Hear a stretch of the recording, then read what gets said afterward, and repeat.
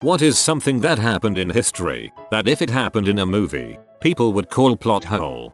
Here in Brazil, Senator Arnon de Mello shot and killed another senator in the Senate chamber. Guess what happened to him? Nothing. He resumed his political career, and his son, Fernando Collor de Mello, was even elected president.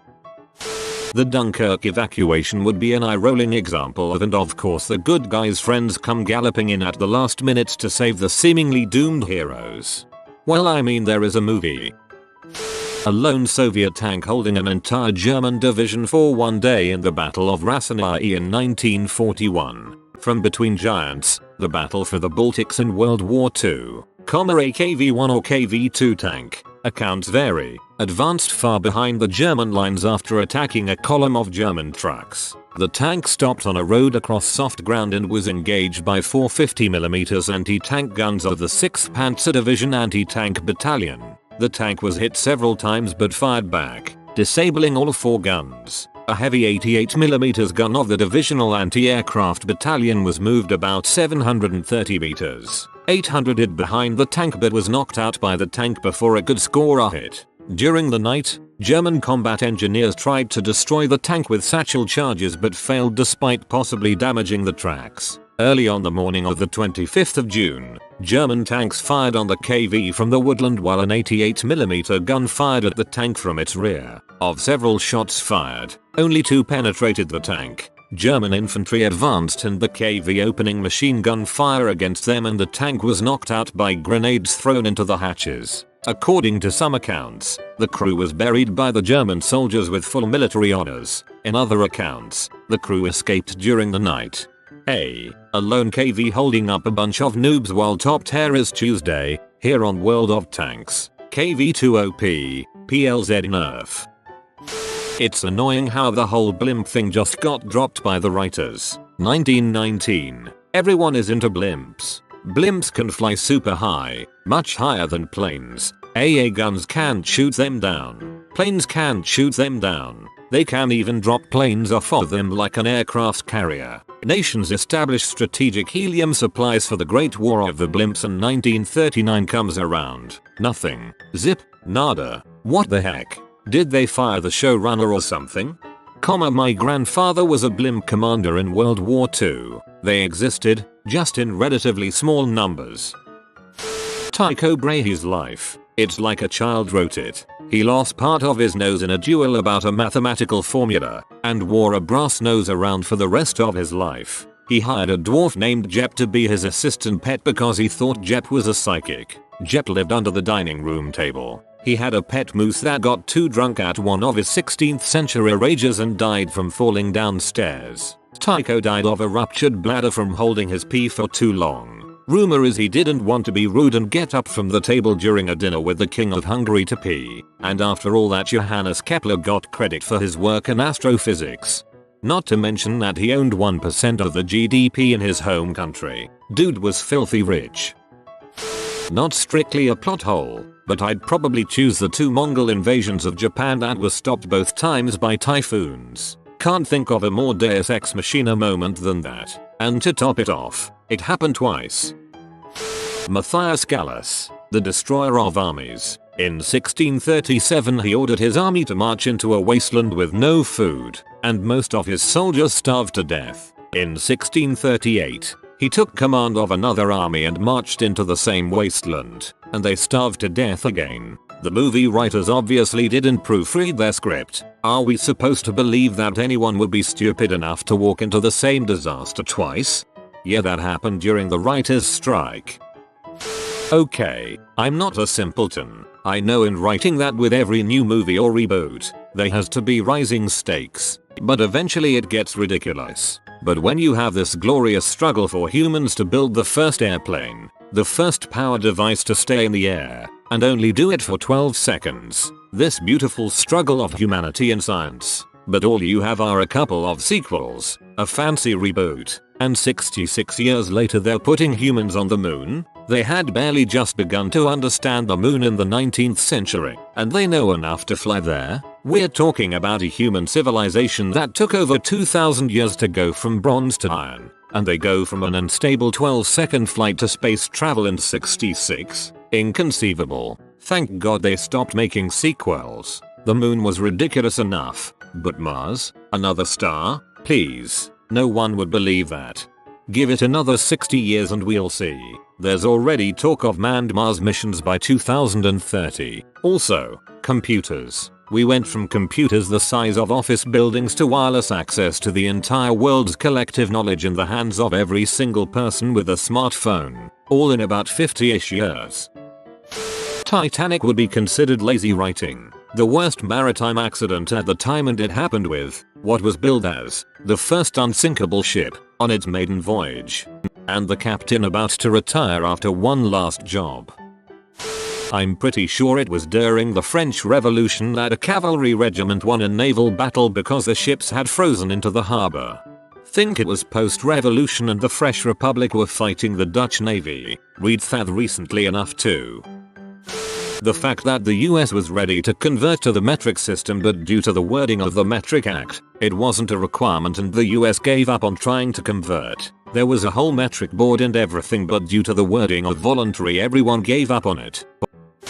Chemist Fritz Haber's dubious contribution to 20th century history. Imperial Germany in World War I was heavily blockaded and needed a way of synthesizing ammonia. Haber, a patriotic German, solved that problem, which enabled Germany to continue manufacturing high explosives, the kind they stuffed into artillery shells at Verdun. Then, Haber heads the scientific team that developed chlorine gas, a uniquely awful way of killing people, as if shrapnel wasn't bad enough. So already, our clever pal Fritz is indirectly responsible for millions of deaths. Here's where it gets good. A few years after the armistice, Haber gets into agriculture by developing pesticides. His most famous creation, an agent called Zyklon A. Sound familiar? It's the predecessor to the chemical used to gas Jews in the death camps. Historical note, not all the camps. The Treblinka, for example, used carbon monoxide courtesy of a Soviet tank engine. Fritz Haber was a Jew. I don't know whether this character was written as a mad scientist or what. Maybe he's supposed to be a cautionary tale. Something about good intentions. Either way, it's lazy writing and highly improbable stuff, and I'm awfully sore about it. Disclaimer: no one should take my comment as historical fact. I encourage you to read the various comments and sources below. Fritz Haber was a complicated man and his life is worth examining further. You forgot that other agricultural thing he created that ultimately has saved more people than any of his other creations have ever killed. There's the story of the stolen panel from a Van Eyck altarpiece in Ghent, Belgium. It was mysteriously robbed in 1934 from the church and never been found. There was an exchange of ransom notes with the police, but it came to a halt unexpectedly. A few months after the heist, a stockbroker who suffered from a heart attack confessed on his deathbed that he alone knows the location of the missing painting, and he directed his lawyer to a desk drawer where carbon copies of all the ransom notes have been found, including an unsent letter that contained a clue about the location, and still, no one could figure it out. Only last week, an amateur puzzler announced in a press conference promoting a book he co-written that he figured out the location from that last note, and that it's buried under a cobblestone square in Ghent. IT involved cracking the codes, drawing routes on a map, true Da Vinci Code stuff. The authorities are taking it super seriously and are looking into the best way to dig up the square. I truly hope it's there. It would be insane. I mean, the deathbed confession part seems a little excessive. No? The Cambrian explosion. We have a perfect fossil record of nothing but algae, then one day the fossil record includes fully evolved animal life. So, as I was saying, this kid gets his dad's army of 32,000 and decides he's going to poke the emperor of the largest empire in the world with it. Yada yada yada. Within 3 battles he's completely conquered the empire. Did you just yada yada the conquest of an entire empire? So this other time the local general gets captured after shooting the horse out from under the enemy king, and instead of getting his head cut gets made one of the commanders of the enemy army. Then he hears of this land far, far away that his king has never heard of, so he asks if he can go see what's there. The king's like, yeah, whatever. Take a few guys and check it out, but don't cause too much trouble and be back before dinner time. And so Subutai took 20,000 riders over to Eastern Europe, decimated and subjugated Persia, Afghanistan, Georgia and a combined Rus and Cuman army 4x their size, and then had lunch on top of their tied up and subsequently crushed to death foes, and is back in Karakoram before his 3-year time span is up. Yeah, okay, like anyone's going to buy this clearly Gary Stu character. Leif Erikson and his exploration and settlement of North America. If European history from the fall of Rome to the Renaissance was a series of movies, when it's time for Columbus and the rest of the conquistadors, people would be saying, are they going to pretend that the scenes in Vinland at the end of part 2 never happened, and an entire civilization just sort of forgot about North America? It'd be like the Knights of Ren, only worse. Oh, I can explain that one. SPEDFORCE. They ran out of budget to do the end of World War II, so the writers invented this ridiculous superweapon that ends the war with 2 swift strikes. Then, despite getting into a lot more wars after that, the superweapon is never used to win them. That one time when an army went to battle with 80 troops and came back with 81. Script supervisor missed that one. I'm at work and refused to look up details and facts. Alexander the Great's Conquests. The man conquered so much of the world before he died and only stopped because his men were tired of him being so awesome that they wanted to go home. Then he died at age 32 because if he hadn't he'd have been king of the whole bloody planet before he was 45. It's like they took every good quality of mythological heroes and put it into one being so perfect that fate itself had to spit into his eye to stop him from being so. A great deal can be accomplished when you spend your entire life running away from your demented mother. Not a plot hole, but after surviving so many ways of killing him, we would be saying that Rasputin had some pretty thick plot armor. They put some poison into his wine, he drank it all and said I feel fine. The English Navy discovered that lemon juice kept scurvy off, used that fact to help establish sea dominance, and then forgot the fact and let scurvy appear again in their ships. You see that in a film and you roll your eyes. I like how the entire navy conveniently forgot that lemons kept the scurvy away. A whole navy. Lazy writing.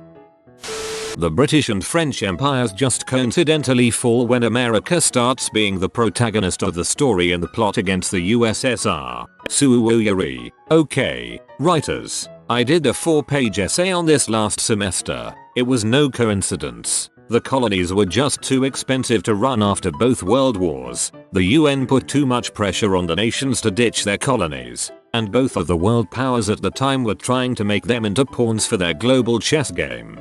Particularly in the UK context, we absolutely bankrupted ourselves during World War I and essentially handed vast amounts of wealth to the US, who happily expanded their economy and sold us what we needed. Obviously there's a lot more to it, but that was a key factor. White Death. Seriously, what sniper could take out so many bad guys? And the bad guys giving him what is essentially his own superhero name? Ridiculous. Also, Audie Murphy. His exploits in World War II were so insane that moviegoers refused to believe even the toned down version they put in his movie. Plus, that White Death dude shot 8 Russians with 1 bullet, not to mention shooting the dude who shot him with an explosive bullet in the face, and then walking back to his camp. No wonder the ceasefire was called The Day He Woke Up, and Audie Murphy was so badass that he got Congress to pull their collective heads out of their collective asses and realize PTSD is a real thing. The fact that the two, arguably, most famous, and extremely rare, female pirates sailed on the same ship, and neither knew the other was a chick until the male disguised and Bonnie confessed she was a lady because she fancied a certain pirate, only to have that certain pirate reveal that he was actually Mary Read, also a lady in disguise. Seriously? 2 females successfully living as males on a pirate ship? No one noticed? Also, nice idea to have strong female leads, but the writers really undermined that by making their whole plot revolve around a crush and Anne's relationship with the captain. Also, when they were finally caught, they both happened to be pregnant and pleaded the belly to avoid hanging with the rest of the crew. How did they both get conveniently knocked up right before getting arrested? Super lazy plot holes. Back in the 1980s and early 90s, everyone just decided that kids were being physically shamed and abused as part of satanic rituals. They arrested dozens of people and put them on trial for doing things that aren't actually possible according to the laws of physics. Basically, we randomly had another Salem witch trials. We have organ transplants, computers, and we've been to the moon, but still believe these ridiculous claims. Elephants and giraffes were sacrificed because those are so easy to come by. Babies were flushed down the toilet, abused, cleaned up, and sent back to their parents. Oh, and the abusers can fly. And the pubic and virtually all the jurors were all, yup, seems legit. D-Day. A few days of perfect weather before one of the worst sea storms of the year saved the landings. The German Panzer divisions aren't deployed in time because they didn't want to wake Hitler up. The local general, Erwin Rommel, was at home away from the front to celebrate his wife's birthday. That's on top of the Germans eating up the Allied deception hook, line and sinker. US nuclear weapon development during World War II. It is almost impossible to believe that the US was able to hide development of a bomb that could destroy entire cities when thousands of people worked on the project and a nuke was detonated during testing. Only one nuke was detonated during testing before it was used against Japan. The Korean War. How can the most powerful army on the planet get close to winning a war, then get pushed back by another powerful nation and just leave the war running in the background in some unstable ceasefire for 60 years? Clearly the writers didn't realize the need to flesh out an ending to this plot point. The richest country in the history of the world leading a coalition of allied nations gets pushed back from final victory by two much poor nations barely after the end of their occupations during the largest scale conflict the planet ever saw. Bulls, or even more unlikely, Turkey and Greece in an alliance together. In the first Henry VIII film, he marries a foreign princess for political reasons, then divorces her for a much younger, wilder, female member of his staff. She then ends up being too wild and he has her executed, and marries a gentle, honest woman until they are parted by death. The sequel film had the exact same plot. Using the Germans as the bad guys for World War II is way too cliche, and of course the main villain has a weird mustache. At least he didn't have a big scar over his eye. And so cheesy how they all wear black uniforms with skulls and crap, and then they miraculously invent missiles, and the whole world domination thing is so comic bookish.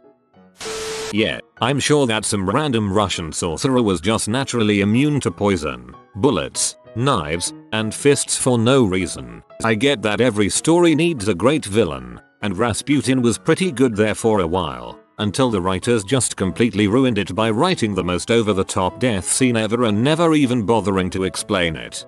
I saw a documentary where they explained the poison part. The poison was in some tea cakes, but coincidentally an ingredient in the cake actually counteracted that particular poison. Not a plot hole, but bad writing. That we sent people to the North Pole and other really cold places just to have them die and then kept sending people until they didn't die. Although the Emperor Constantius II had his family killed and was often humiliating him, Julian stayed faithful to the Emperor, constantly writing letters, even books to praise him. Surprisingly, he won victories after victories in Gaul and Germany, and the Emperor, fearing that he would rebel against him, decided to remove his best men from him and transfer them to the Eastern armies. Even then it is reported that he wanted to stay faithful to the Emperor, but his army forced him to take arms and not accept this last blow. Thus the two men marched against each other. However, Constantius died on the way from illness and Julian was selected as his successor in his will. This happens around 360.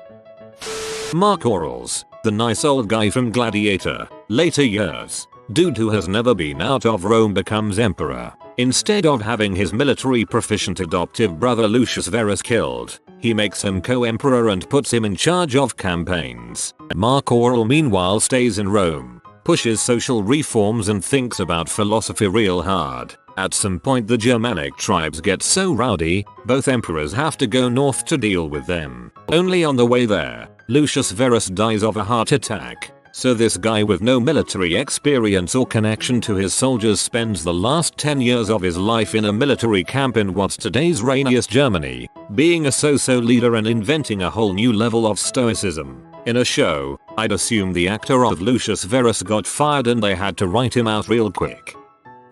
So you're telling me this guy just went nuts and fortified a bulldozer into an impenetrable tank he called the Killdozer? Get the frick out of here.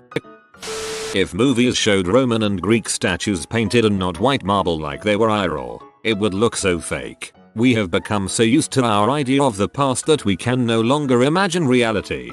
I actually went to a museum that had an exhibition of Roman art, replicas I believe, painted in the original style. Looked like bad movie props for a cheap fantasy movie tbh. Tommy Wiseau, just him in general. Dude supposedly has no backstory and we had no idea how he got the money to fund the room. He's a living, breathing plot hole. Everybody knows he's actually DB Cooper. Basically every genocide ever. So you're telling me that a maniac is killing millions of people and the rest of the world doesn't band together immediately to stop it? Now I'm sad. I was in a class where we watched old Western films. People complained about the cheesy ricochet sound of the bullet twang. No one realized that sound is real. Butterflies essentially evolved twice. 50 million years before the butterflies we have today evolved. A completely separate species that was basically identical went extinct. Talk about reusing ideas. Oh, it just so happened that the British didn't receive letter then the war should have ended, so they had to make the Battle of New Orleans happen. Ooh, I've been waiting to tell this one. A long time ago there was a general, whose name I conveniently forgot, who was extremely skilled in warfare and always had traps laid out. He was known and respected for being extremely clever. Unfortunately for him, a neighboring country decided to invade and took him completely by surprise. He was severely outnumbered and the neighboring army was literally outside his castle doorstep. They didn't know what to do and the enemy was posted waiting for them to fight and lose or surrender. So, amidst the chaos and despair, he decides frick it and opens the doors and sits up on the top of the castle and eggs them on. The enemy packed up and left without so much as firing a single arrow. You see, his reputation for being clever and sneaky saved them that day. The enemy general decides that it looks too much like a trap, so they packed up and left without engaging. It was Hu Liang, a general during the Three Kingdoms era of Chinese history 220-280 AD. Back during the Ming Dynasty, this guy called Luo Guanzhong wrote a really cool novel about the whole thing and you should read it. In 1941, Rudolf Hess of the Nazi High Command secretly flew to England without Hitler's approval or knowledge to open peace negotiations with an aristocrat he had never communicated with. Hess crashed his plane in Scotland and was detained by a farmer until his arrest by some dad's army types. General Patton, one of the most historically successful US commanders, as well as one of the most loved generals of the war, defeats the most evil force to ever threaten the planet. Then he dies due to a car accident immediately after. At least he didn't slip on an orange peel and die, or drown in his cat's water bowl.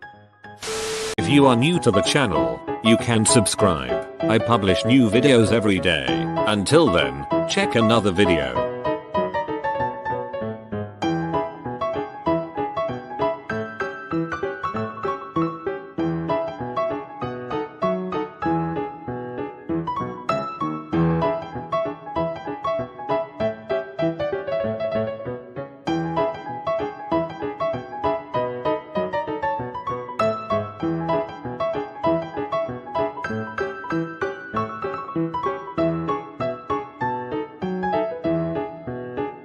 Bye for now.